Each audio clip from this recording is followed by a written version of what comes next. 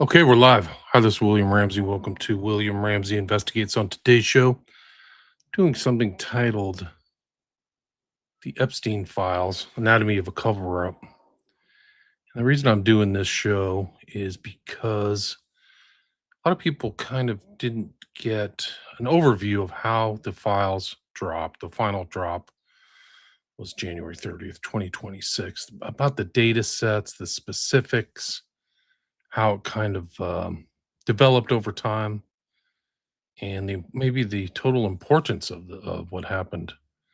And I'm doing this on an interesting day, May 19th, 2026, which is the primary vote for Thomas Massey, who was a central figure in the release of the Epstein files, jumping party.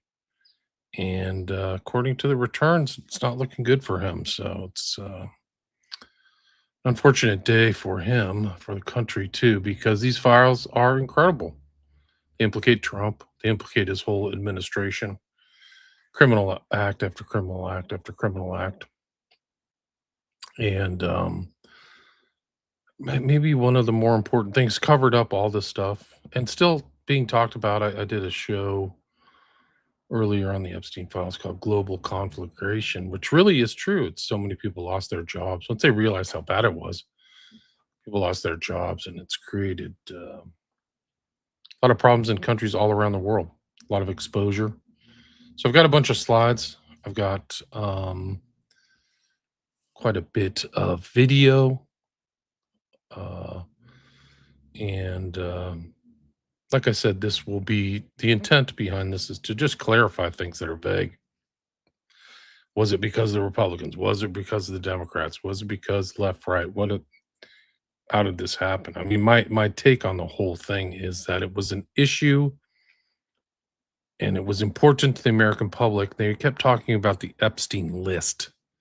I want a list of the perps. Like, why aren't the perps out? They didn't really know what was in these files. And it's definitely the drop is intentionally inscrutable. Like the way that this dropped through the DOJ, I mean, it's classic cover up stuff. It's not even my opinion. It's so poorly organized and things like this. In a civil suit, this would actually be censured by a judge. There are actual rules in civil litigation when a party has a massive amount of information and is required by discovery to give it over. You have to have that discovery properly allocated or like collated or they're supposed to be kept in the usual course of business in a reasonably usable form. These aren't. And so I think that that's really it. So like I think it's done. There's actually rules and limit rules like the federal rules of civil procedure, right? So there's like criminal procedural rules out there. There's also several procedural rules. And in civil procedure, one of the tricks is this kind of document dump. If you're like Standard Oil or something, okay, you want my documents here? Here's 30 billion documents. Have fun. But in a um, in a thing where it's considered abusive, it's like a strategic move. And I believe, in my opinion, this was the strategic move by the Trump administration because the way that the data sets were released, they were kind of orderly data sets in the first. There's 12 total data sets. And the first 8 were kind of reasonably released, and then they just dumped everything on January 30th. Like, there was 9, 10, and 11 are just huge. They're almost impossible to get through. And 12 is miscellaneous. Those are where the civil litigation files are actually that aren't necessary. Not everything in this whole, so you gotta be careful. Not everything in the EFTA releases, the Epstein Files Transparency Act releases are out of copyright. They're all the government documents are not copyright. They're in the public domain. But there are documents in these Epstein files that could be considered not third-party documents, which are covered by copyright or fair use. They're not considered, fair use. You can probably get around it by, commentary and things like that, but repeating them all in like a context could get you in trouble. So you got to be careful. Just caveat out there, just something to be careful about. But yeah, anyway, going back to this kind of data dump, it's actually in there in these general rules of civil procedure, civil litigation. So, I mean, basically they do it for tactical reasons to increase other side's costs. Um, and this is really considered to be a complex case. I would say this Epstein files. Um, so the civil courts would probably say something about the way that these files were dropped, and that would be my opinion, of course. But let's go into some of the stuff. I kind of intending to bounce between the PDFs and then some video, but I could probably extend this into a 10 part series, 10-hour series. It's so much information going on, so many other different parties, but these files are still important. Like I mean, there's incredible things that have happened, really, even recently. Like I said, the day is May 19th. There were survivors in Congress on May 12th. They are up. There's a recent lawsuit. There is statements by Green, the girl who left office, like Trump is threatening her son. There's Massey was recently on Tucker Carlson on May. Tucker Carlson is probably eclipsed Joe Rogan as the biggest podcaster, biggest journalist in America now. So Thomas Massey was on Carlson on May 7th, talking about everything. Also, Melania had this incredible state. She like literally came out and by herself and made a statement, like an incredible statement without Trump being around. And said, like, I want this thing done. There's things that happened at Zorro Ranch. So New Mexico literally set aside $2 million to investigate what went on in Zorro Ranch, which was covered up in 2019. So that's part of this whole long-term cover-up, is that there were decisions made by the DOJ that went out to the states or the federal government, or like the attorney, the federal attorneys out there, and say, don't look into this. This is incredible. There's also statements of Blanche. There was actually something today where Trump literally absolved himself from any tax, looking into any tax issues that he may or may have. Like it was put in this new bill for like $1.77 million, but it was like the United States releases, waives, and acquits and forever discharges each of the plaintiffs from, and hereby forever barred and precluded from prosecuting or pursuing any other counterclaims or causes of action. Like the acting AG, Bondi, is obviously fired. So there's a lot of very important historical events that took place around this event, this entire Epstein drop that took place or has been taking place. So, I mean, I'll just get into some of these files. They're just really incredible. It's really just a series of incredible events. Like, and nobody knew. If you remember, they wanted this. The EFTA was really just a one-page document. I'll get into that at some point. It was really just a one-page document saying, get all the documents out and get us a list. You're within 30 days of, I think, that the EFT being finally passed. They were supposed to have all the documents released and then a list of so-called things. And the list really, it didn't hit like people intended it to. The reason is because it wasn't as important as all the information probably that was distilled down into the Epstein emails, that people could ascertain all these emails between people and his relationships and how deep the relationships Epstein had with a lot of different people, including Trump. And in my opinion, what they tried to do is they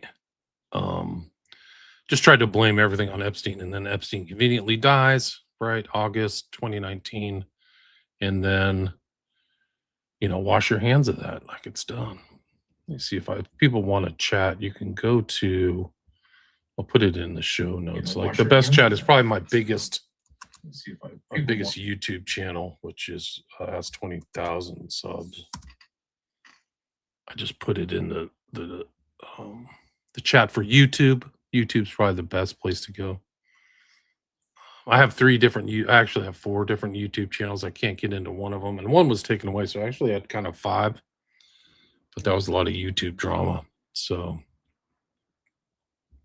but yeah, the Kentucky seat seems to have gone the way of this guy Gallrein, who nobody seemed to like, and didn't really go out in public, to my knowledge, and didn't have this kind of thing, like didn't have the grassroots connections. But I mean, we'll see. I don't know what the final vote's going to be, but today is a good day to do this because Trump wanted him and was belittling Massey and all these other people, calling him a bad person. Guys, the crimes that are in the Epstein files are off the charts. I mean, it's incredible stuff. Going back, if you go to this first statement that went back in July when he was arrested at July 6, 2019 at Teterboro Airport. They had him under arrest, and like the FBI and all this, that people said, if you were abused, call the FBI. But the public never saw the stuff. But I just did a show on Sunday with Hans and Sean where we're going through all of the inputs that went into the FBI. It's just, there's thousands and thousands of documents that never made it to the public. So that's another aspect of the Epstein files that's very important to understand and see, is that actually did happen. People did call, victims did call and gave information. Then there were 302s. 302s are statements taken by the FBI that are not necessarily under oath, but if you are deceptive on those, you can go to jail. It's a felony. Like, you don't lie on those 302s unless you really want to get in trouble. So here's the victim statement. If you call 1-800, call FBI. So this happened under Ray. And there's terabytes of information, not gigabytes. There's just massive amounts. The public has not seen, the Congress didn't in my opinion, I think it's pretty evident. Congress didn't understand what they had. They were kept in the dark over everything. That they were looking for a list or like perps, but there's just tons and tons and tons of video.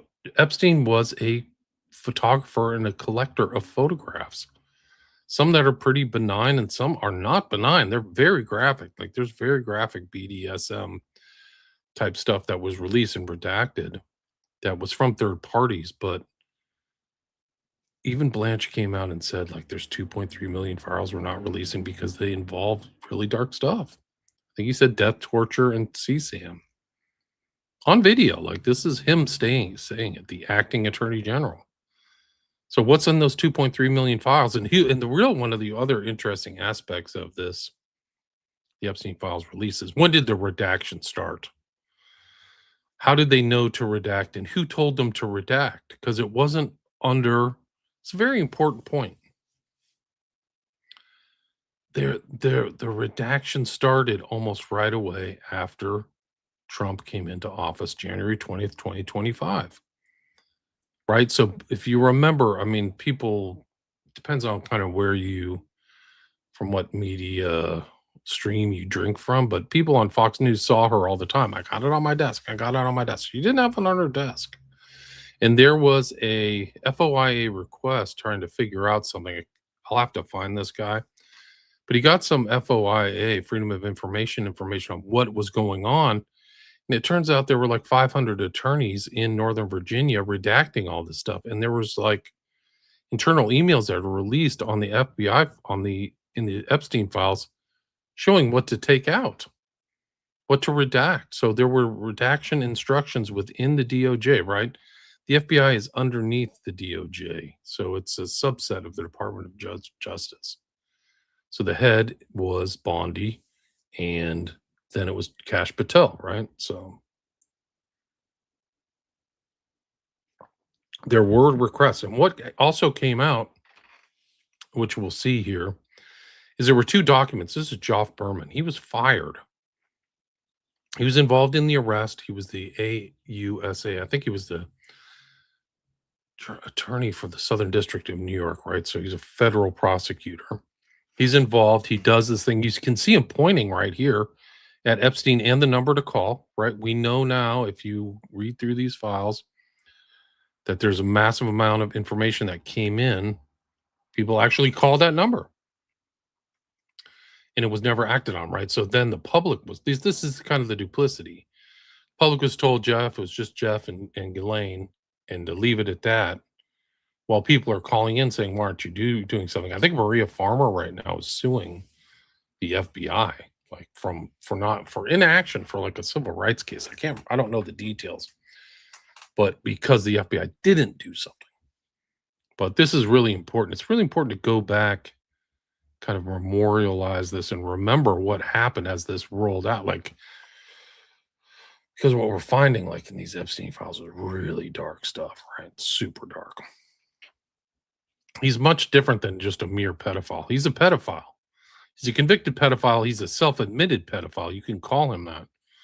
But it's like his network and his contacts and his Rolodex and talking to all these people, his connection to the technate, to crypto, to Bannon, to Trump, to the Trump family is all in here. So let me go to FTA. Let's go to this. I just showed Berman, right? So that's Berman. He was pointing at that 1-3 thing. But one of the things that, and this was interesting, like it just shows all the investigations that were going on with Epstein at the time that he was arrested or after. This is an internal document that was dropped, and you can just see that EFTA number. It's EFTA 00164-939. And they have their own timeline. So this is helpful, the timeline leading up to stuff. Maxwell, his so-called suicide attempt. These are all fake. My opinion, looking at the evidence, he was killed. He was supposed to be killed right away.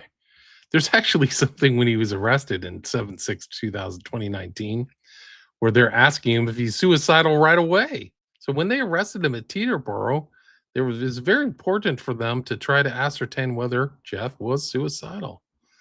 But these are 3 investigations. So you see this child sex trafficking, obstruction of justice, New York, MM is like Miami or something. So there's concurrent investigations, and this is an internal file. And it goes through all his past. So I guess that the MM is the original ones, the one of Palm Beach stuff that happened in 2006. Was the felony indictment, 60 counts. Remember, that's one thing that's covered up about this whole Epstein thing that went back in 2007, is that there was a 60 count indictment and he was only convicted of 1 count, right? He was offered stuff, like he was negotiating, and that was Acosta. So the consequences of everything that Epstein have influenced our political system at an extraordinary level. It's just, it really is true, and it's not. I don't think it's palpable. People don't understand how intense it is. So here you go. 9/2008 reports to jail. There's stuff in these files, by the way, of them saying that Epstein didn't fulfill the requirements of his probation. So I can bring those files up too. Like he literally didn't. They were literally going to go take him back to court over not following the requirements of his probation. Although I can say he and his attorneys, under a different email than a standard email, they were very fastidious in making sure that his sex offender registry stuff was done every 6 months, because he had to do it for all 4 jurisdictions that he traveled around in. So after his conviction, he had to file stuff every 6 months with Virgin Islands, Florida, New York, and New Mexico.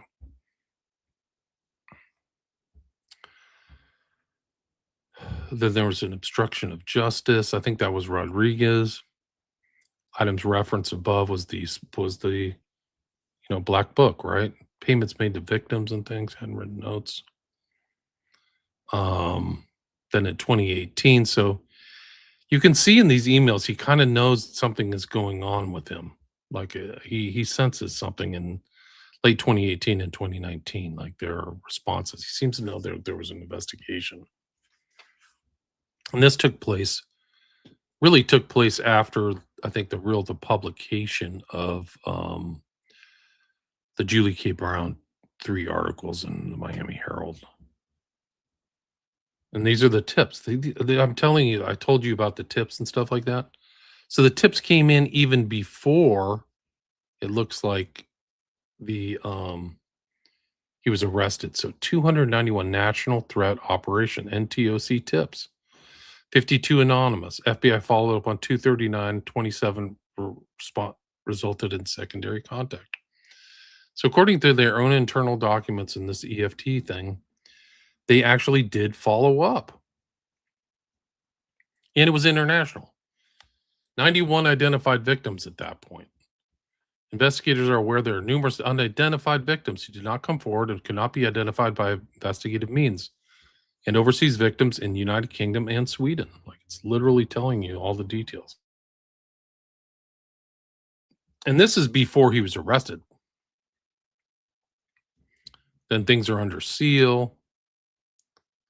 Then the search warrants. He's arrested, and then they break in, and they have all the pictures of this break, like when they literally broke down the door and entered 99 East 71st Street. That's the mansion. Talk about the items seized, CDs, photographs, costumes, erotic sculptures, sex toys, massage table, cash disbursement, records, letters. So that's it. Search warrant. Then they had a broader scope search warrant on the 11th. They seized desktops, hard drives, recorders, tablets, CDs, DVDs. He was taking pictures and filming everything. So, like, imagine if those were publicized. Like, they're not publicized, but they have all the blackmail that he was doing. So when after Trump came into office, all that stuff, they're going through all that stuff. Then the search warrant for Little St. James, I remember that. They did the same thing. Surveillance system, phone system, CDs, DVDs, hard drives, desktops, laptops. None of this, to my knowledge, was released, and a lot of it was redacted, right? So these are just incredible. Financial victims paid in cash. 21 million was transferred from Epstein's accounts to Maxwell's accounts from 2007 to 2011, then promptly moved to other accounts associated with Epstein. So he transferred to Maxwell and then back to him. 17,000 done. Highly responsive CSAM, so child sex abuse material. They call it highly responsive material. 85 gigs of it. Over 1 million images and videos were extracted. They're not released. Those were not released in the EFTA. So if somebody who's smart at the Congress, they should, if they are capable, or if they can pass more legislation, they should ask for this all to be released. 34,000 were marked responsive. Some not produced. Adult pornography. Generic. There's the victims all redacted in this document. Indictment was produced on July secretly. And then these arrested 7-6 Teeterboer. Attorney proffers. FBI attended proffers. A lot of proffers. This is my understanding. I wasn't a criminal attorney in any sense of the thing, but what happens when these investigative people are trying to investigate things, or the federal government is, what they do is offer this proffer with somebody to come forward and tell somebody something without any criminal exposure. And they call it a proffer. So like we want to get some information from you, but we're not able to prosecute you on the information you provide. That's my understanding. So they did that, and they redacted that too. Very strange. A10, Epstein found, this is Saturday morning, he's found unresponsive. There's pictures of it in there. I've gone through it. I've done the MCC things. You can go back through my videos. Like, I mean, they brought that Tovel Noah girl who was yesterday, actually. Like, the timing of this is important because yesterday she was brought in, who was the security guard, and they're still publishing this. They have no idea. Like, it seems like they're not clear at all what was going on inside the MCC. They don't understand what the shoe is. They don't understand that it's a jail within a jail. They don't understand which video is important. They don't understand the camera. They keep pushing out this. I think it either has to be an intentional deception or just idiocy. Like, they keep pushing this video camera that's not the germane salient video camera for Epstein's cell. It's not his. They don't. Then, according to their internal documents, that camera stopped working like a week or two, 10 days before Epstein was found dead. So they're saying that that camera's broken, and you can see the pictures within. I've showed it in the MCC. I'll have to go over it again, but you can see it in there that there's no video actually of his cell, which is very. I mean, it's very strange. Like, they're not telling who else was in the shoe because you could be inside a jail, inside another jail, inside the shoe, and if you just nobody else from the outside jail will ever know what's going on in this special unit. Epstein was inside a special internal unit of the Metropolitan Correctional Center. It's just more cover up stuff. This Tartaglione guy, the first so called suicide attempt, when they keep asking him, "Are you suicidal?" No, no, not suicidal. And then somebody comes in from the outside and says, "Are you suicidal?" He's like, "They tried to kill me." Epstein's telling somebody because he doesn't trust the people at the jail. That's in their own internal documents. And some people have said to me, well, those could all be faked. Well, if they're fake, why don't they just continue with the story that he committed suicide? Why would you have fake documents that are contradictory? And this is elementary stuff. And here's Tova Noel. She's mentioned here on this slide 14. She was just in Congress, so secretly, secretly interrogated, I guess. SDNI charged CEOs Michael Thomas and Tova Noel with false records and conspiracy and entered into a 6-month deferred prosecution agreement in May 2021. As of the case closing, the terms had been satisfied. During an interview in 2019, Epstein's second roommate made the below note. Told me, "J.E. didn't hang yourself up in my cell. Don't try to kill yourself in the cell. I don't want to wake up to find you dead." He said, "Don't worry, I'm never going to cause you trouble," J.E. said after legal visit. Then Maxwell gets her indictment the following year, arrested on July 2nd, 2020. Then another indictment. If I remember her original, I've done all this work. You can scroll through my old William Ramsey Investigate stuff because I actually did a show with Roberta Glass the day after Epstein was found dead because we were really interested in this whole case.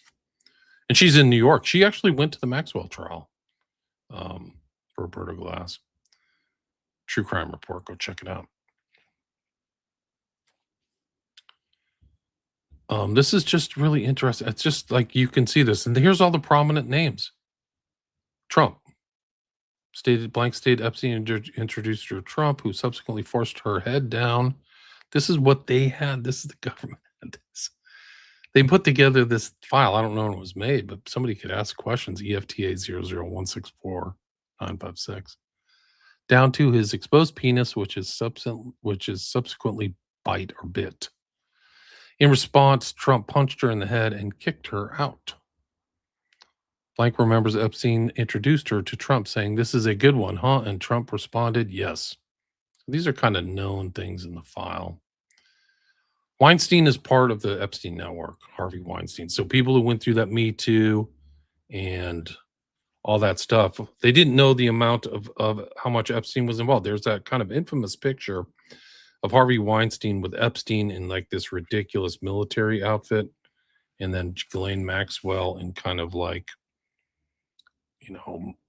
masquerade outfit. I think they were at something having to do with Prince Andrew.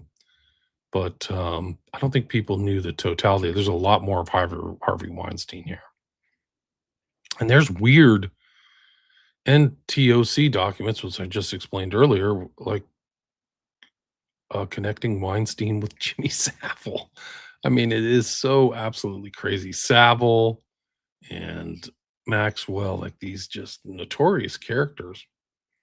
And Abramovich, I mean, it's really something like Thoreau was interviewing Abramovich. I've done her too, but like she's in the Epstein files. There's no question about it. She was the Edge Foundation, like, and that some of these head people tried to set up all these technate types, like the Silicon Valley types, with her.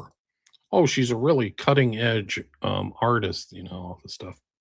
I can go through that again. I've done it already.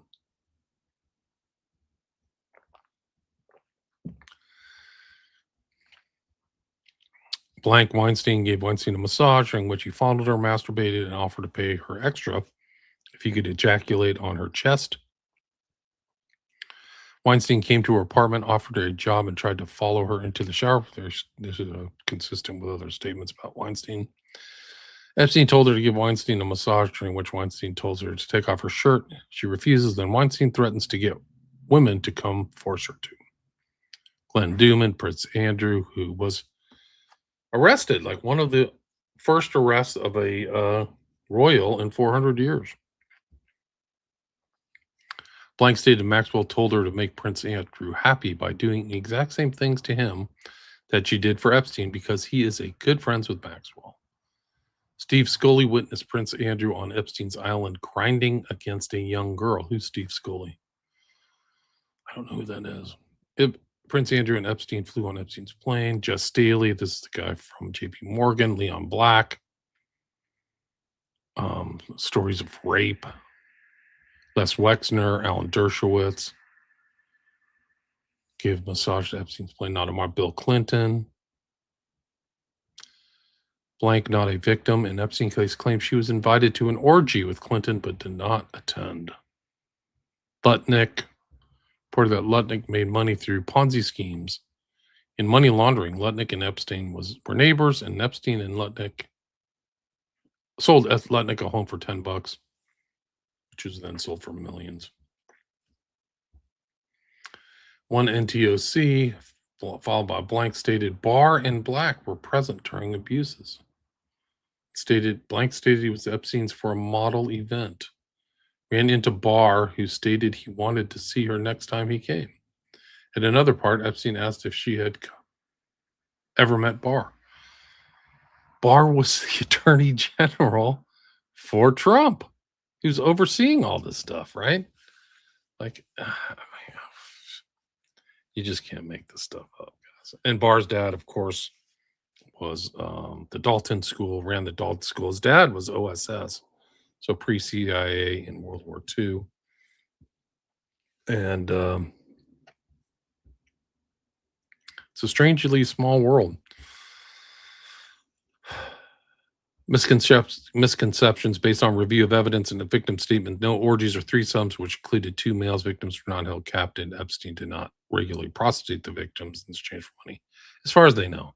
So this is like some internal document. I think it's interesting, but you can go check that out yourself. It's not hard to find.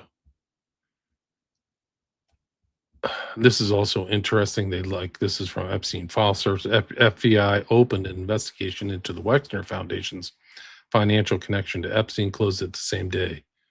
The EFT number, EFTA 012498848. So there's all these weird things, closures, cover-ups, firing of Joffrey Berman. And then there's Ray right there. Like, he's there from 2017 at the FBI up until Patel is brought in supposedly November 30th. Well, he really started January. That was the announcement, actually, was when they won. But some of the stuff took place under Mueller, or Ray, excuse me. And Comey's like, right now, he's like being prosecuted.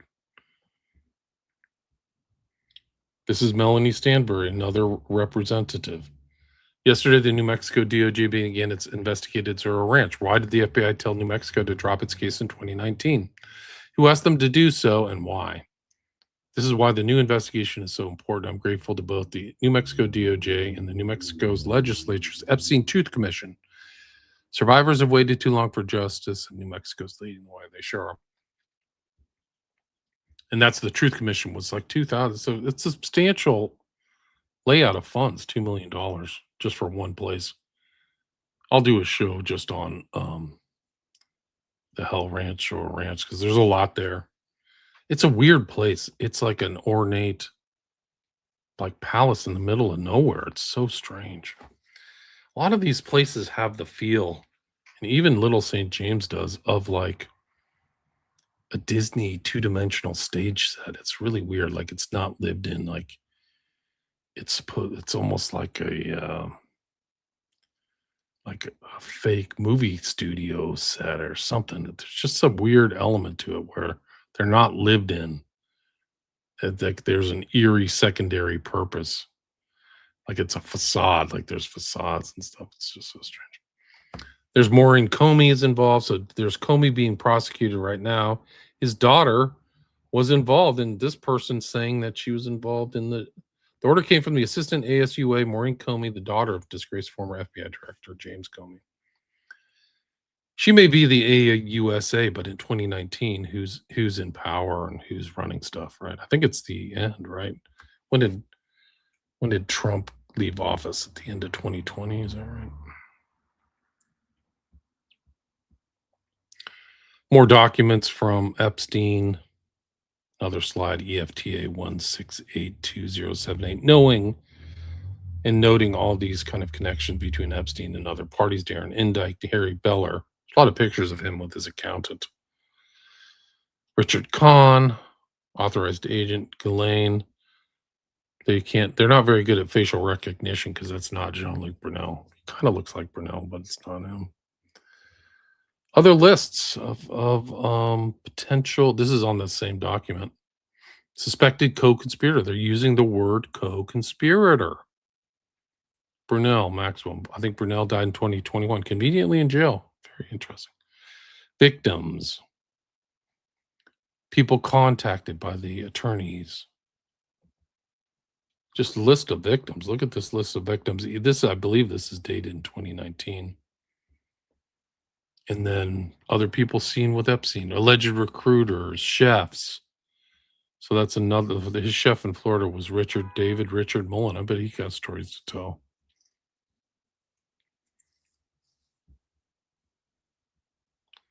So very interesting. Now, this is really an interesting document because this is after 2019. These are all redacted for some reason. And it's very strange because these aren't supposed perpetrators or victims. This is just going to the FBI. But it's something that happened about, after Epstein dies on the 10th, within 2 weeks, they're like talking about something. After much engagement with HQ, I think it's FBI HQ, for the past 48 hours, our efforts to both consolidate and limit the reporting requirements. Headquarters is now requesting updates in a conference call to be held at 2:30. Trust me, nothing you're thinking right now hasn't already been communicated to the highest levels. In my opinion, it's largely driven by the DOJ. Is it inconvenient? Yes. Regardless, we'll need to support the calls because those of you all deal with in CID are the exact same position as you. We should support each other and push through. Here's some of my thoughts on how we should go forward. Many questions I'm receiving are driven by media reporting. Maxwell, New Mexico resident search.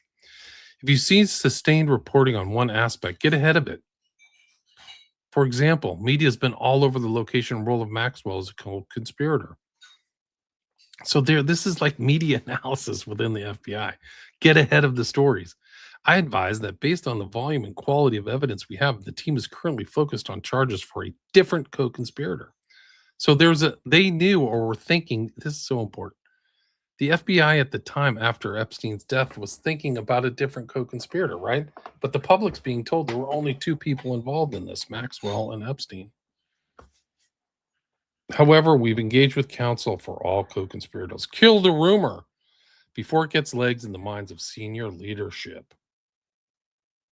Kill the rumor. Like, this is like catch and kill, this whole thing about who's actually strangely part of the network, because it was Woody Allen, the actress who was the head of who was in Rosemary's Baby. Her son wrote that book, Catch and Kill, about Weinstein, who we just mentioned. He's part of the Epstein network.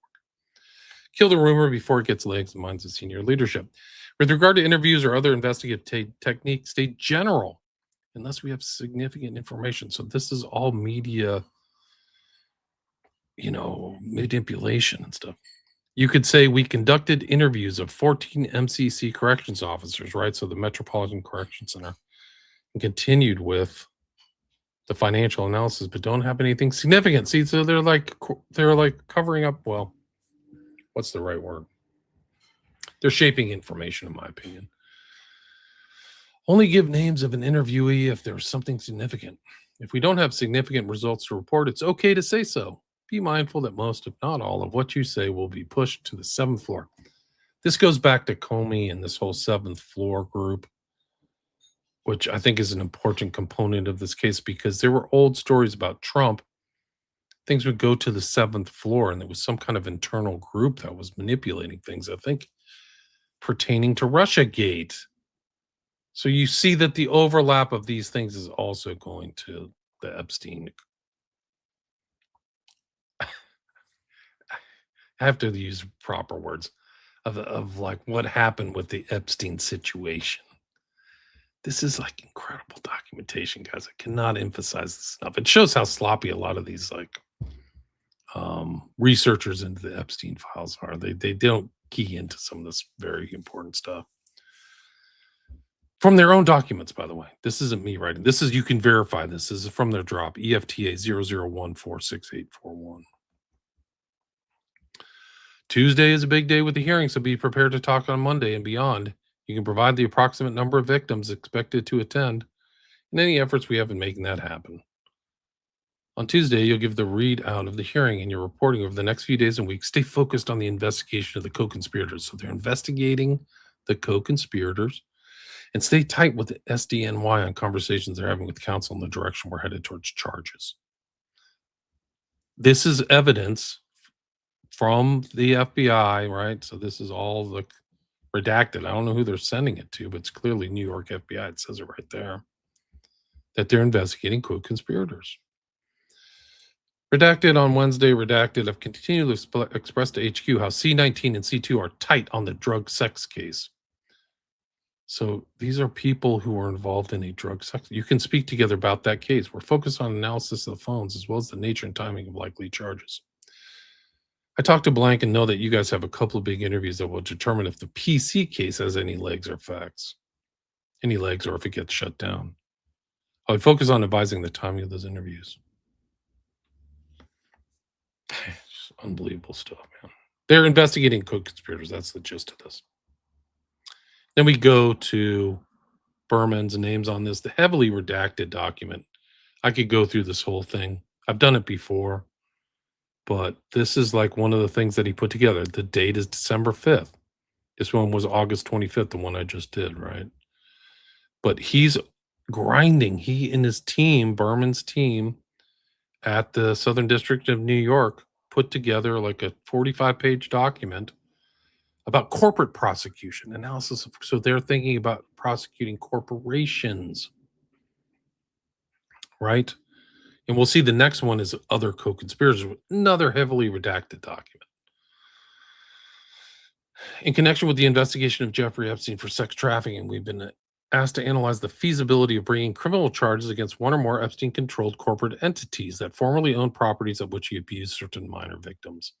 As described herein, the well-established requirements for prosecution of a corporation are that its agent or agents committed criminal acts while, 1, acting within the scope of corporate duties, and 2, intending at least in part to benefit the corporation itself. And then he explains this below. This memorandum presumes familiarity with the relevant prior case memoranda, as well as the charges set forth in U.S. v. Epstein, and similarly presumes that the corporate agent Epstein himself committed criminal acts. This is a whole huge document. It's heavily redacted. I mean, let me see if I can bring this up. EFTA. 082.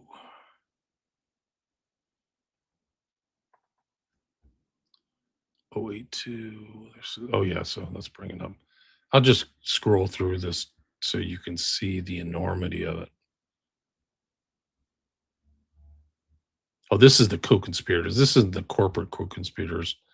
This was the one that Mace, the representative Mace, commented on my X when I posted this, saying this is one of the most important documents. She was right. So this is from December 19th. So this is the follow-on to the one I just brought up, which was the corporate document. This is the investigation of the co-conspirators. This is long, like they did a lot of work. This is not like a sloppy job. This is 86 pages, heavily redacted. There's some stuff is not. Look at the time. I mean, you have to step back and say, who did all this redactions? Look at the time going into this. Like, how did they know to redact all this stuff? So it has background, has like important background on the whole case. Interviews with victims who were abused as minors, so that's all on there. Just going all over and over. These are like almost like the NTOC documents that came in. But yeah, this is an incredible doc. It's EFTA 273. I mean, I could just read this one thing. The importance is that Joffrey Berman was in the process of analyzing other potential co-conspirators. And it does have names, like some aren't redacted in some of these documents. This is one of the interesting things you'll find. They talked to the counsel for Groff, which is Epstein's secretary, I guess. But like they're talking to their counsel, Brunel, Waxner. Like that's how far they went. A lot of this stuff never made it to the public. Counsel for Ghislaine on October 8th. On October 8th, 2019, Maxwell's attorneys provide us with an attorney. All that stuff, to me, in my knowledge, I could be wrong. There may be other people who covered this, but not to my knowledge, this was not publicized. This is just worth reading through one thing just to like get an overview of all the stuff, but like, why is all this redacted?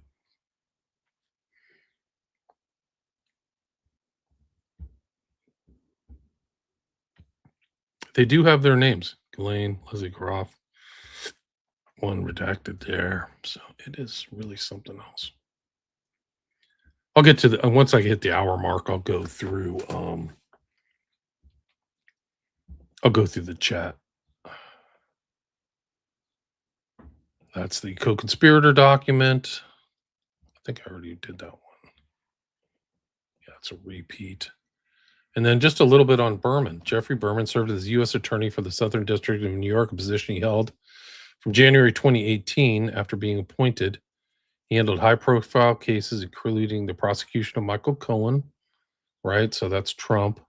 Investigation into Rudy Giuliani, and the case against Jeffrey Epstein. His firing unfolded dramatically in June 2020. Late on June 19th, Attorney General William Barr, there he is again, right? He's mentioned in the FBI files. I just went over that as being on site with Leon Black. That's what they said, not me. Issued a press release announcing that Berman was stepping down on July 3rd and that SEC Chairman Jay Clayton would be nominated as his replacement. Berman quickly responded with a statement denying he had resigned. See, I remember this. He did not resign. He was canned, my opinion. Certainly, he had no intention of doing so until a Senate confirmed nominee was in place, and vowing that ongoing investigations would continue unimpeded.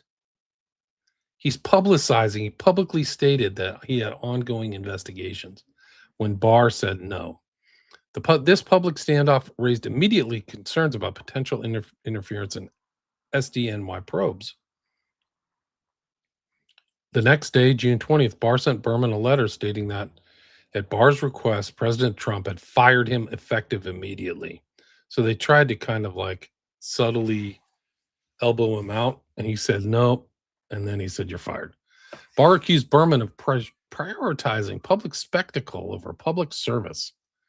Oh, it was public spectacle, and dismissed concerns that his removal would affect pending cases. Well, these things never came to public. So these potential co-conspirators, they were never charged. They were never prosecuted. And these files were never seen by the public until the EFTA, the Epstein Files Transparency Act, right? So they were not known.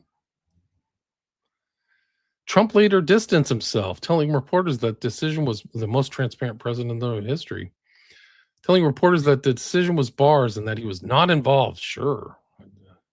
Those sources indicated Trump had pushed for Berman's removal for months. So other sources say Trump was moving for that removal for months. I wonder why.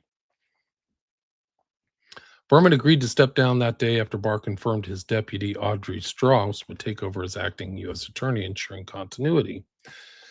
The broader context involved accusations that the firing was motivated by Berman's office pursuing cases politically damaging to Trump amid his re-election campaign.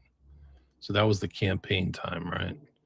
Trump had reportedly complained about the SDNYs being filled with Democrats out to get him, with tensions over the Cohen and Giuliani probes specifically. Barr's relationship with Berman had also soured, and the episode fit into a pattern of intervention in cases involving Trump allies, such as Roger Stone and Michael Flynn. Democrats, including Nancy Pelosi and Chuck Schumer, criticized it as potentially corrupt and improper. The White House countered that the move was to install Clayton and that Berman refused to transfer to another DOJ role, denying any link to investigations. In his 2020 memoir, Berman alleged pressure from Trump allies to protect friends and target enemies. So that's Berman. I showed Berman right at the beginning. You can go back here. Here he is pointing at the picture of Epstein with the phone number right there. And then he gets canned. They tried to elbow him out. They said it right here. And then they said, you're fired. So there's Mace. She commented on the co-conspirator document. I had a lot of when I posted certain stuff about Epstein, I had incredible some stuff that they hadn't seen about Bannon, about this girl from Brazil being trafficked, and this picture of Epstein with a potential victim in bed smiling. I don't know who took that picture. So there's a third party or an installed camera. But these things, I had 10 million views each, crazy. People retweeted and reposted them and stuff like that. So there was great interest in some of the information that hadn't been seen by the public. But yeah, Nancy Mace. This is one, I think, from 2025. It's been over a month since we wrote the United States Attorney Office at the SDNY, and there's still no answer. She wanted the unredacted memo that I just showed you about the co-conspirators. The DOJ claims the memos came to them already redacted from the SDNY. If so, what are they hiding? Why won't they answer us? Who are they protecting? Are they already redacted? So when did these redactions start? That's a question people should be asking themselves, because it's pretty clear, and I'll show it here, that there were redactions taking place before the EFTA. And I'm not sure the public really keys into that the redactions were taking place under Bondi. So this is pictures and videotapes. This is another thing that came in August 2020. This is in the files. I believe this is from, I don't know who sent this, but basically somebody's saying, I've got all this information and I want to send it to you. And I would work there and I have videotapes, memory cards, and pictures that were found hidden in the Manhattan house. And if she's like, I'm in Colombia. I'll only release some material, not for all political reasons. If you wish to speak with me, you can call me or WhatsApp me. My wife and I are Catholics and wish no money at all for this. Just 3 weeks ago, I found about this because I speak English. My grandmother trusts me. Thank you. So just another one of these things, rando things that came in here and didn't go in. 2023, this is Christy Greenberg. Epstein's lawyer and accountant were part of his human trafficking operation. Virgin Island governor tried to shut down the AG's investigation, get the AG's case filed for evidence. No sign that FBI followed up. Why? So this is March 2026. Then we get to, these guys are also important, Bongino and Patel, because their statements, they really, when the election was taking place back in 2024, this was a central plank of their approach was release the Epstein files and yeah, we wanted perps and who else is involved in the list, and then they just flipped. And this is like some of the show episodes where Bongino was talking about this stuff on his own podcast. 2024 breakdown newly released Epstein docs. He discussed shocking revelations, pushed for more transparency. These are all available. Said the same thing in February. Said 2019, talking about powerful figures, 2021, 2019 again. Multiple 2023 episodes where Bongino urged listeners not to let the Epstein story go, questioned the suicide, and implied powerful people were hiding a client list or tapes. And then this is pushing towards the Democratic Party, right? September 2024 episodes discussing the Epstein client list is a huge deal that would rock the Democratic Party. Why is it being hidden? So they it sounds to me, it's like they shaped it to like as a weapon against the Democrats. And then, and then there's her, this witch. She shouldn't be wearing a cross. Bondi. And something happened on the same date in 2025. And the lead up, and Patel was in here. I don't know where I put my Patel stuff, but Patel, Trump, and all these things. We can go through some of the Trump statements leading up to the election, and then his statements in office, just like, oh, it's a Democratic hoax. Or are you still talking about Jeffrey Epstein? He does that one. I think I'll read the comment. Go to the comments now. But yeah, like I said, I can do like 10 hours of this. Like I barely got scratched the surface of this.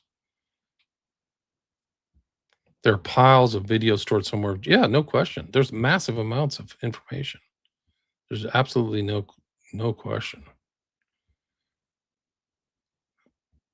Foster boys to Little St. James. I don't know about that. I guess CA officer trafficking foster boy. I don't know what was there going back. I really don't. Like I only know it as owned by Epstein. What was the background of Little St. James before Epstein? I don't know. Stansbury posted a video today. This lovely sheep saying Zorro Ranch was never investigated. You're right. I don't think it was. Not formally.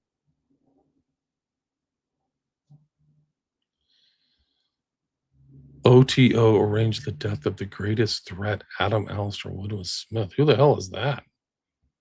Complete gatekeeper. Dude. Honeypots everywhere. Gatekeeper. I'm the opposite of a gatekeeper on the OTO, guys. Give me a break. I've written books about Crowley.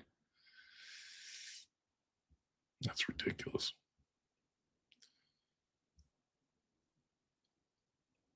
Trump is a bigger POS than JE. He's involved in the network. There's absolutely no question about it. It's not even arguable. Something really important happened on the same date. If you remember going back to February 7th or February 2025, this is Trump in office. Like he was only in office a month. He had that kind of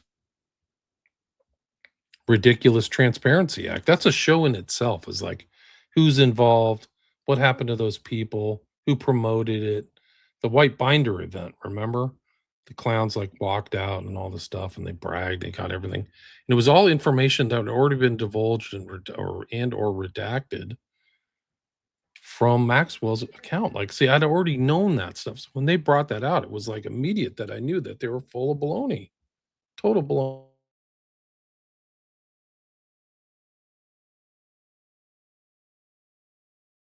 So this is February 27th. That same day, this was sent by Bondi to Patel. This is a verified document. You can see that. February 27th, Bondi to Patel. Before you came into office, I requested the full and complete files related to Jeffrey Epstein. In response to this request, I received approximately 200 pages of documents. That's nothing. Consisting primarily of flight logs, Epstein's list of contacts, and a list of victims' names and phone numbers. I would repeatedly question whether this was the full set of documents responsive to my request and was repeatedly assured by the FBI that we'd received the full set of documents. 200 pages. Look at this in context. This is nothing. There were like 3.5 million pages of documents released under the EFTA, with 2.3 million reserved, and God knows how many terabytes of video. I repeatedly questioned whether this was the full set of documents responsive to my request. Late yesterday, I learned from a source that the FBI field office in New York was in possession of thousands of pages of documents related to the investigation and indictment of Epstein. Despite my repeated requests, the FBI never disclosed the existence of these files. When you and I spoke yesterday, you were just as surprised as I was to learn of this new information. When you and I spoke yesterday, you were just as surprised as I was to learn this new information. What? They didn't know. So they're coming in under this kind of situation where they don't know all the details. Congress didn't know. Even people in this office may not have known how much was actually aggregated, how much information was aggregated under these investigations, maybe even under Berman. Like there's no time and date that said that's when the government took possession of all of Epstein's emails. And I think that must have happened after his arrest. And so nobody had really even gone through them back, I think, in 2019 or 2020 under Berman. But the emails are really the big tells because they show the connection, the kind of Venn diagram or something of all of Jeffrey Epstein's sordid buddies, Woody Allen and all these other creeps. By 8 a.m. tomorrow, February 28th, the FBI will deliver the full and complete Epstein files to my office, including all records, documents, audio, video recordings, and materials related to Jeffrey Epstein with his clients, regardless of how much such information was obtained. There will be no withholdings or limitations to my or your access. The Department of Justice will ensure that any public disclosure of these files will be done in a manner to protect the privacy of victims in accordance with law, as I have done my entire career as a prosecutor. I'm also directing you to conduct an immediate investigation on why my order to the FBI was not followed. You will deliver to me a comprehensive report of your findings and proposed personnel action within 14 days. I have not seen that. And I don't think that was in the files. Maybe it was. But she wants personnel action. So this is one of her strongly worded letters. But she wants all the information and then she wants all the info. This is such a strange document in context with what happened publicly, right? I appreciate your immediate attention to this important matter. I know that we are both committed to transparency for the American people. No, you're not. And I look forward to continuing to work with you to serve our president and our country. So that's February 27, 2025. One of the other things that she did when she first came to office, too, is she shut down the OCDTF, which was some kind of like office that looked at white collar crime. So that was shut down. And there's Patel. Patel's mentioning all this stuff too. He's talking about Benny Johnson on 2023. Criticized the lack of releasing. The reason the Epstein client list wasn't out was simple. Because of who's on it, he urged Republicans to put on your big boy pants and let us know who the pedophiles are. Glenn Beck, 2023. When asked about Epstein's black book, Patel stated he was under direct control of the director of the FBI and implied the current director, Christopher Wray, was holding it. I think that the unredacted version is out there. There's no question. He would, Glenn Beck, he was on Glenn Beck. So he's on all these things saying, I'm going to do this. He told Marsha Blackburn he would do everything in January 30th, 2025. The full weight of what happened. So like these guys are all in all. There's Blackburn asking him a question. The Epstein list is coming. That's what they were talking about a year ago. This is confirmation hearing. And so you had this 27 where These PDF files are all freaking jumbled. Let me go back here, see if I can find this. This is the release. So this is the guy, I forgot his DC Drano. Epstein Files Phase 1. So where's Phase 2 and 3? It's got Kash Patel's name. This happened on February 27th, 2025. So that same day that I showed this earlier document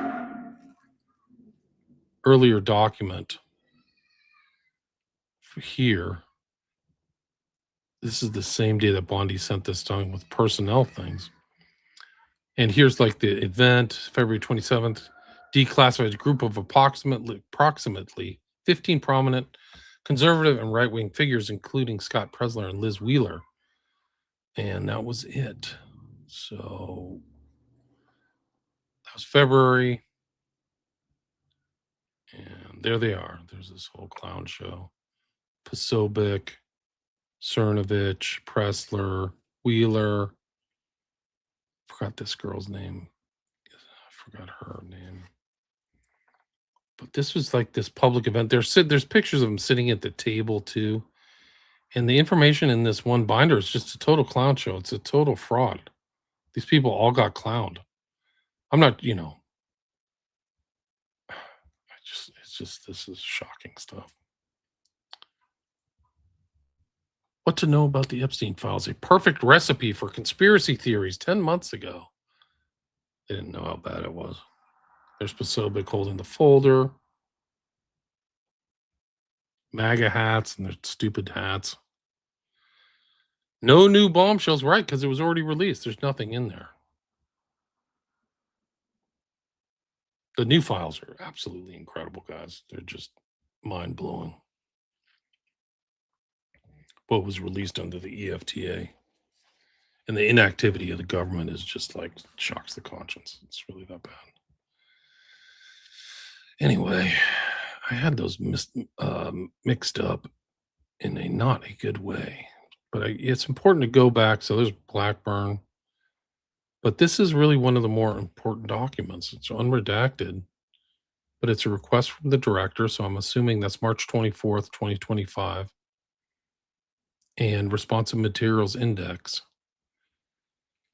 And this is after the February 27th letter from Bondi to Patel. We here at SDNY remain ready and willing to provide any information the FBI requests in this case. I've had the chance to confer with my colleagues and supervisors, and I've done my best to provide quick responses. They're trying to get all this evidence sent over. All videos and images of the case file from Epstein's residence and devices were reviewed for evidence of a crime. So they were already reviewed at one point. These reviews revealed no evidence of any of the searches were conducted, files reviewed, any victims in this case sexually abused, nor did these reviews reveal evidence that anyone other than Epstein or Maxwell participated in the sexual abuse of victims. We are very, very aware of theories circulating in the media and online that Epstein video recorded the abuse of his victims, but we found no evidence to support. There is evidence. There are claims in the civil litigation stuff of abuse.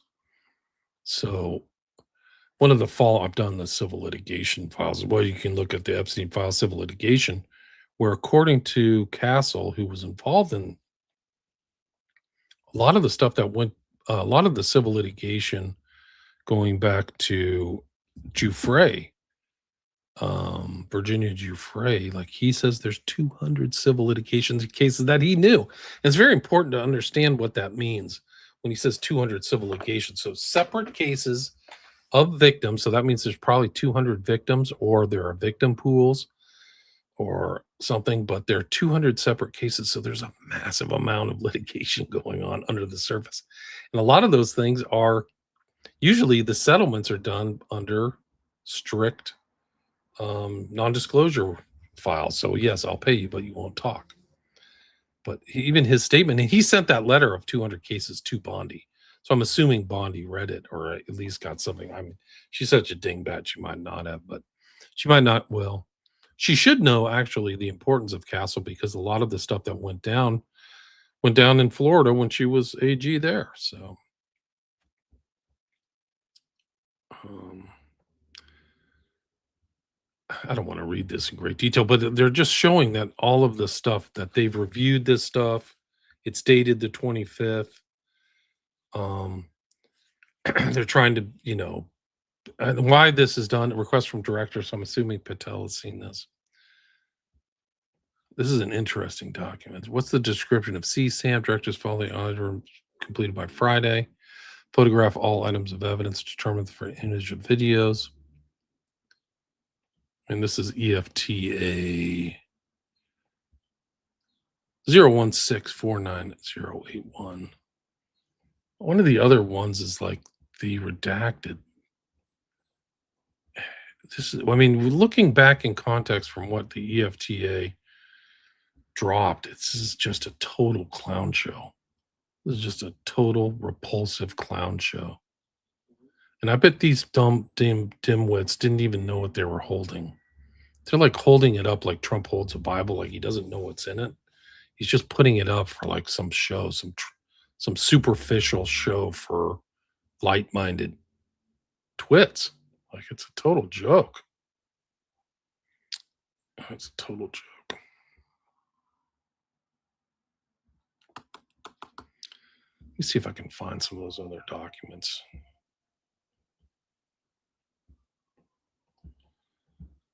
I mean, she's like, oh, it's on my desk. I've got all this stuff. And there's Cernovich, like he made some statement too recently. This is one of the girls. Let's see if I can find this. She's like from the day of this.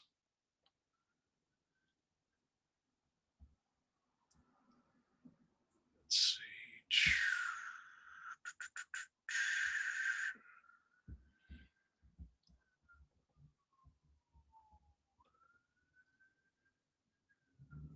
This is from that day. This is a video. Let's see if I can play this. I saw y'all on the internet coming for Cash Patel saying he's day 5 and we haven't gotten the Epstein files. Well, I'm here outside the West Wing and look at what we got today. The Epstein files, baby. Let's make America safe again. Rest in peace, my granny. She got hit by a bazooka. Kaboom. Just massive redactions, yeah. Kaboom. So it's just like this event should be like memorialized in history as this February 27th, 2005 event. Very important. And that's really incredible. Like, it's such a joke. Like, this guy is incredible. This is Cernovich. This is March 17th, 2026. He literally wrote, it's just like boggles the mind. We will not get a better FBI director than Cash Patel. Sure.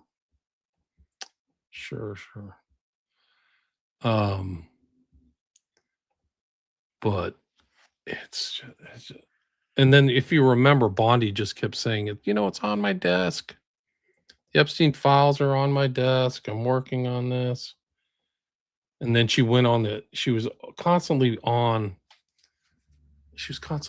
like things. She was in front of she went in front of Congress, if you remember this, and testified before the civil. It was in front of Congress, the Judiciary Committee, I remember. But let me see if I can find those files. She kept saying, it's on my desk, it's on my desk, it's on my desk. I mean, we can do a whole one on Trump and the cover-up too. You guys have any questions or anything? I think this is probably a good time for me to kind of go back and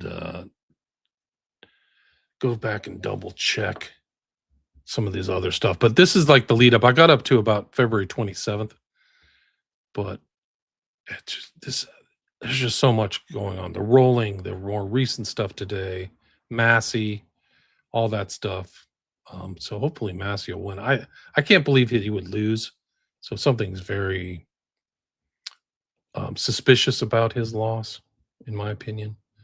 But thanks for listening, everybody. Please share the show. Go back and look at some of my other stories and investigations in the Epstein files. A lot of it's not clear. A lot of it's covered up. A lot of people are saying there's nothing there. There's a massive amount of information, and it's very hard to go through independently. One of the good news is that there's different people looking at different sides of it. There's different people looking at different aspects of it. But I think looking at what I'm going to do, there'll be a part two to this. But what I'm trying to show is how this hot potato bounced between the right and the left. Because what happened, I think, and I'll show this in my next part too, is that the right used this notion of the FBI files to kind of help slide them into office. And then they realized, oh no, this is a problem. And then the Democrats, the left, were like, well, there must be something in there then. So what's going on? So then they flipped and said, well, let's actually release it. So then that led to the EFTA, which is only a one-page document. It's one-page piece of legislation, which is very strange because usually these bills are like thousands and thousands of pages. But that was like, there were things leading up to the passage of that. Massey did some kind of special legislative technical thing to get it tabled. He jumped party lines, so did Green, so did Boebert. I think Mace did too. But the real story is these guys are covering up this like evil stuff.